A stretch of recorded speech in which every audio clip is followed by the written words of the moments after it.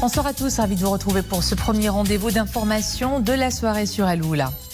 À la une ce soir, le Maroc préside pour le mois d'octobre dès aujourd'hui le Conseil de paix et de sécurité de l'Union africaine dans le cadre de son second mandat de 3 ans au sein de cette instance décisionnelle de l'organisation panafricaine. Une consécration de la confiance dont jouit le Royaume au sein de l'organisation et de son rôle clé dans le maintien de la paix et la sécurité, mais aussi le développement du continent. Le Royaume entame ce mandat avec une forte détermination à relever les défis auxquels est confronté le continent, la sécheresse, les changements climatiques, les conflits, le terrorisme et l'extrémisme violent et les impacts économiques de la crise russo-ukrainienne.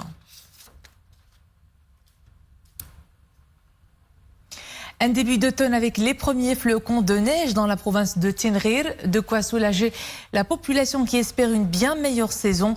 On vous emmène au cœur des montagnes du Haut-Atlas, à plus de 2000 mètres d'altitude, pour admirer ces premières chutes de neige et les premiers ruissellements. Ce sont des images de Hassan Mandour avec un commentaire de Mohamed Eitleshker. Les premiers flocons de neige et une première mince pellicule couvre déjà en partie les hauteurs de Tizin Terrozine. C'est dans la commune d'Aithani, dans la province de Tinrir. Il a neigé, mais aussi il a plu dans ces zones de haute altitude. Nous sommes à plus de 2500 mètres d'altitude. Après de longs mois de stress hydrique, enfin, une lueur d'espoir pour la population rurale et surtout les éleveurs.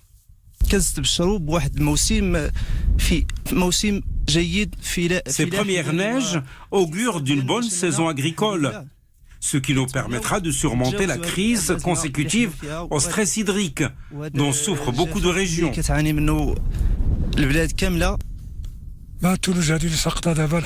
Ces premières neiges vont alimenter la nappe phréatique. Elles seront très bénéfiques pour les éleveurs transhumants. À travers le royaume, de fortes averses orageuses avec rafales de vent sous orage sont prévues à partir d'aujourd'hui dans plusieurs provinces.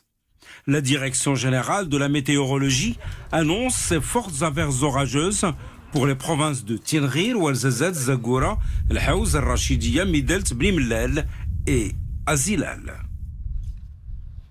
C'est une branche de la médecine véritablement révolutionnaire, la médecine régénérative. Elle consiste en des thérapies génétiques et cellules souches essentiellement, un grand espoir pour de nombreux patients en vue de restaurer une fonction altérée.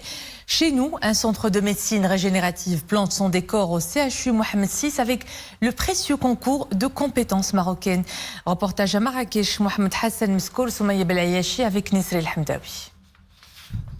C'est un centre qui vient révolutionner le traitement, notamment des maladies dégénératives, les malformations congénitales, mais aussi certains cancers. Bienvenue à Marrakech, au centre de médecine régénérative. La médecine du 21e siècle qui aide le corps à se soigner lui-même.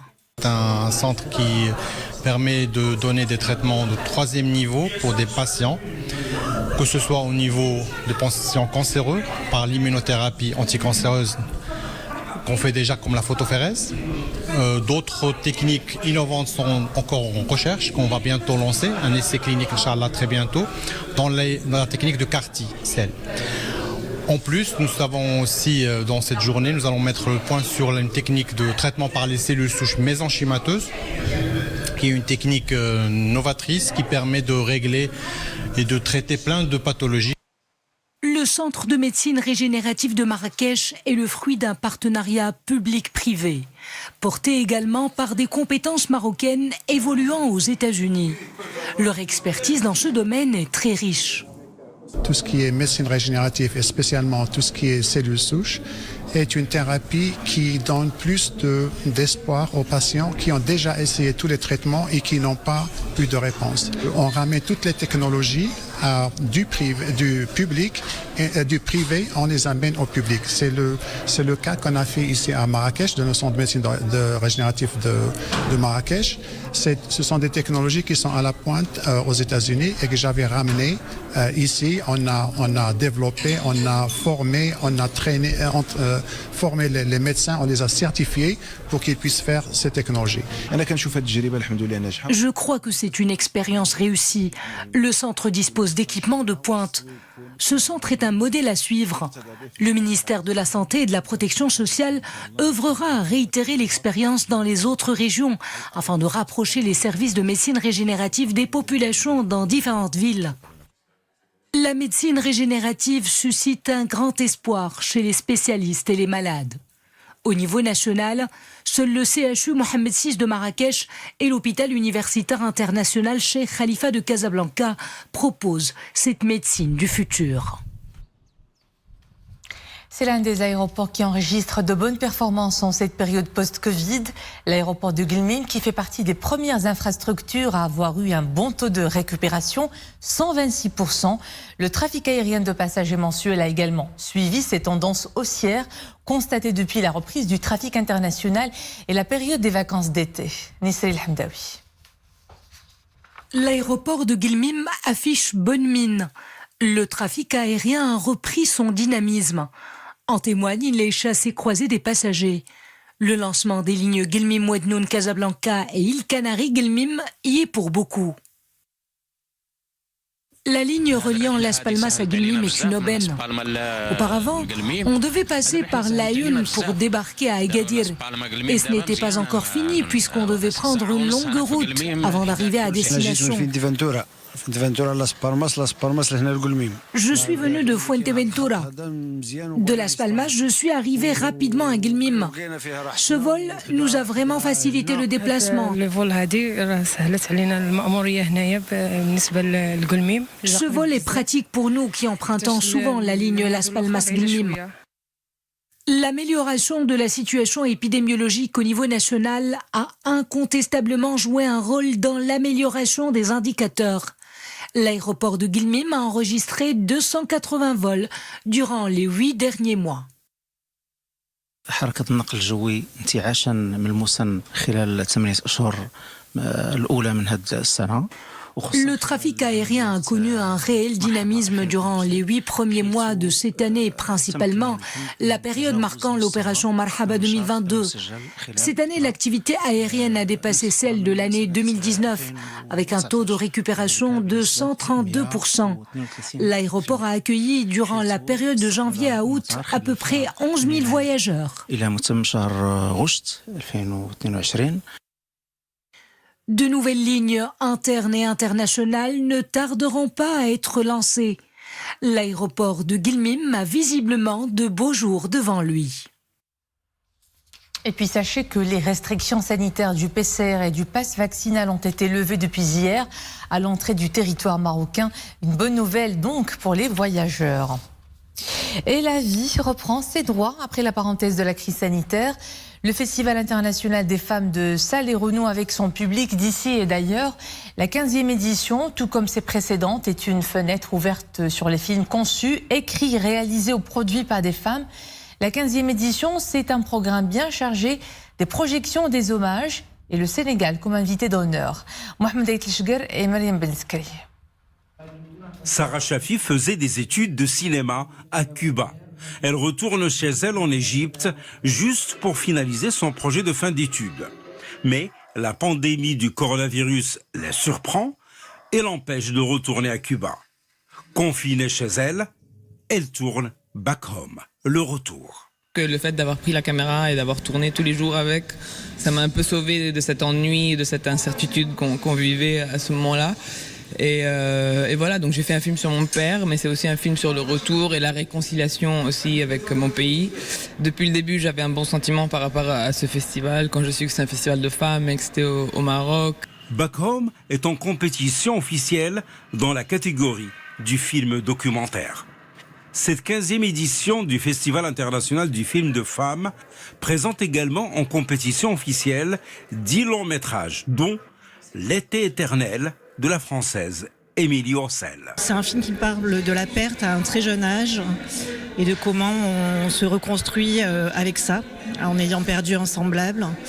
Et c'est un film qui a été beaucoup réécrit et improvisé avec ses comédiens, où la mère est très présente. Et c'est plutôt un film de sentiment plus que de scénario, vraiment. Cette 15e édition du Festival international du film de femmes accueille de nombreuses productions cinématographiques dans lesquelles la femme et l'Afrique ont une place de choix. Je me sens plus à l'aise en fait à montrer mes films et venir quand j'apprends que c'est un festival de femmes. Je ne saurais pas exactement dire pourquoi, mais depuis que je suis là, j'ai vu des films très très forts, des documentaires et des fictions. C'est la première fois que je participe à un film de femmes, un festival de films de femmes. Et du coup, je rencontre plein de femmes plutôt marocaines ou burkinabèses ou sénégalaises et du coup, je suis assez curieuse de voir mon film là-dedans et de voir comment il va être reçu et perçu. Au programme également de cette nouvelle édition du festival, entre autres un certain regard sur le court-métrage marocain et un hommage au cinéma sénégalais. Elle est marocaine de Casablanca. Son nom ne vous dirait probablement pas grand-chose et pourtant elle enchaîne les succès dans plusieurs contrées. Mounia Aram, c'est 20 ans d'expérience cumulée dans le cinéma d'animation en Europe, aux États-Unis et en Asie. Des prix, elle en a raflé. L'Afrique est son grand dada. Ses œuvres mettent en avant la grande richesse culturelle et la diversité de notre continent. Voici son portrait, Nesrina Oustar.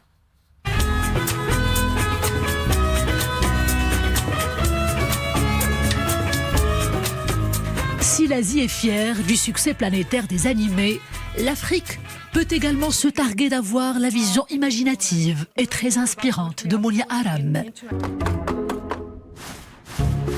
Ça va être trop cool ton spectacle. Oui, mon personnage est vraiment bien. Ces films sont une ode à la beauté et à la richesse de notre continent. Au Rwanda, à l'époque, tous les soldats étaient des hommes. Et tous les soldats avaient pour unique mission se battre jusqu'à ce que leur fils les remplace. Des films qui nous plongent dans un monde où la magie opère pendant chaque séquence.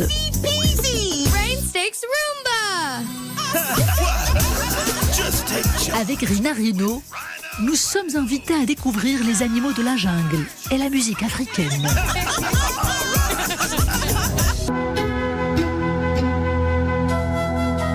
Et puis avec Arjana, nous suivons la fascinante aventure de deux enfants qui luttent contre les méchants. Depuis toute petite, Nabaga savait qu'il n'y avait que des jeunes hommes qui étaient autorisés à aller au combat. Elle a entendu souvent dire, la rapidité, c'est pour les garçons. La force... Mais quel est le secret de cette femme sortie de l'ombre pour porter le cinéma d'animation africain au firmament du succès? I have a few role models that inspired me through my career. D'abord, de l'émerveillement devant le beau. Et avec cela, un devoir de mémoire et de transmission aux plus petits. Mounia Aram aime l'Afrique. Et l'Afrique le lui rend bien. L'année dernière, c'était la grande consécration pour elle. Mounia Aram remporte le Black in Animation Show Awards à Los Angeles.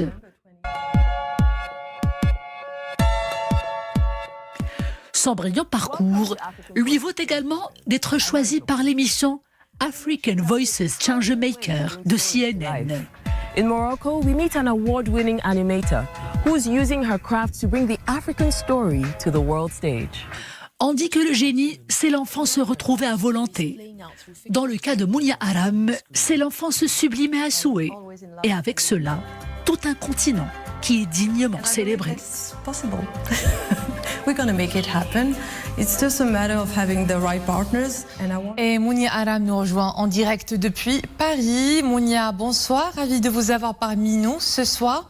On commence depuis le commencement. Vous avez vu le jour à Casablanca, grandi à Trappes en France, mais votre passion vous emmène bien loin, au pays de l'oncle Sam, où vous vous réalisez pleinement dans le domaine de l'industrie africaine de l'animation. L'expérience américaine vous a ouvert les portes de l'apprentissage, du succès, vous qui n'avez ni diplôme ni formation dans le secteur, vous qui avez appris tout sur le tas. Racontez-nous un petit peu tout cela. Alors, je vous remercie de me recevoir d'abord. Et oui, j'ai démarré vraiment ma carrière aux États-Unis par un stage qui, au départ, était un stage linguistique pour perfectionner mon anglais. Et là, j'ai découvert une industrie de l'animation qui m'a impressionnée et bluffée par le message qu'on peut porter à travers ces dessins animés qui s'adressent avant tout à la jeunesse, qui va devenir des adultes qui, on l'espère, vont apprendre de ces dessins animés à travers tous les messages qu'on va leur porter. Et donc, je suis revenue en France et j'ai multiplié les expériences auprès de différents distributeurs et producteurs et je n'ai pas quitté cette industrie, effectivement. Alors, vous faites de l'industrie africaine de l'animation votre cheval de bataille. Pourquoi elle est si importante pour vous? Est-ce pour sa dimension éducative, ludique, pour son rôle de transmission de legs des anciens, de la culture populaire, voire de la diversité, tout simplement? En fait, quand j'ai créé ma société en 2019, c'est surtout parce que j'avais besoin de concilier mes engagements et mon expertise. Et mes engagements sont en faveur de plus de diversité, notamment dans les contenus pour enfants. Et donc, mon cœur de métier, c'est l'animation et je veux qu'on ait plus de diversité dans les contenus d'animation. Et la diversité, elle est où? Elle est en Afrique. Et je veux promouvoir non seulement les histoires, les personnages, mais surtout le continent qui est plein de talents et le continent est vaste comme on le sait tous. Alors vous brillez sous d'autres cieux, mais vous avez de la tâche pour votre pays d'origine. Envisagez-vous de lancer des projets au Maroc pour la promotion de l'industrie du film d'animation à l'échelle africaine? Tout à fait. Alors, je prévois d'ouvrir un studio d'animation qui sera basé à Agadir. Et le studio devrait voir le jour en 2023. Et ce studio sera accompagné d'un volet formation car il est important de donner les outils aux talents marocains et africains pour qu'ils puissent être compétitifs sur la scène internationale. On a signé un partenariat avec une grande école d'animation à Paris et on va leur donner tous les outils nécessaires pour être performants et pouvoir faire exporter leurs histoires marocaines et africaines à travers le monde. Mounia Aram, distributrice et productrice de films africains d'animation. Merci beaucoup d'avoir été des nôtres ce soir et bon vent dans votre parcours. Merci beaucoup. Le Maroc compte présenter sa candidature pour l'organisation, de la CAN 2025.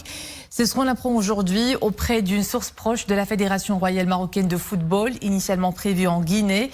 L'organisation de cette grande compétition footballistique continentale avait été retirée à ce pays hier par la Confédération africaine de football qui avait estimé qu'en l'état actuel, les infrastructures et les équipements ne sont pas adaptés ou prêts pour que le pays puisse accueillir la CAN en 2025.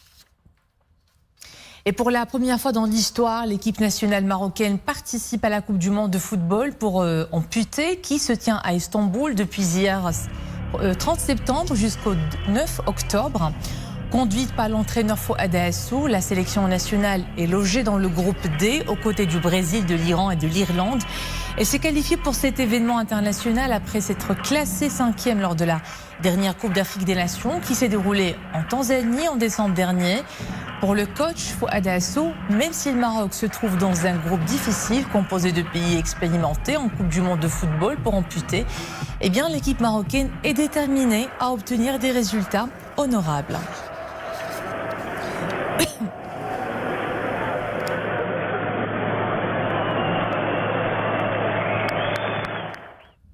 En terminant en musique, depuis 25 ans, le festival du jazz au Challa fait fureur à Rabat.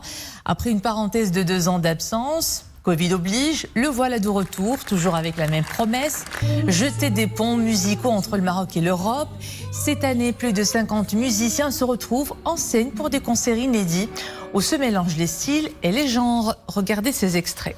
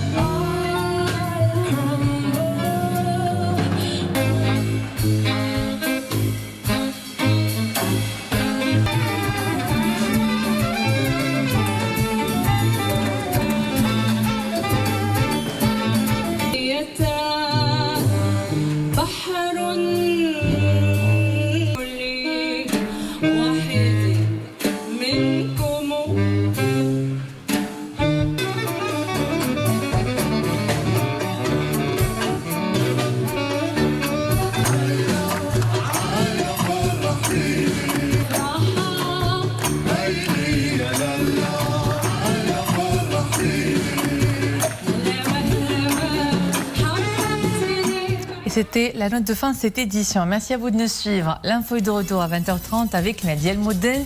Bon week-end à tous, à demain.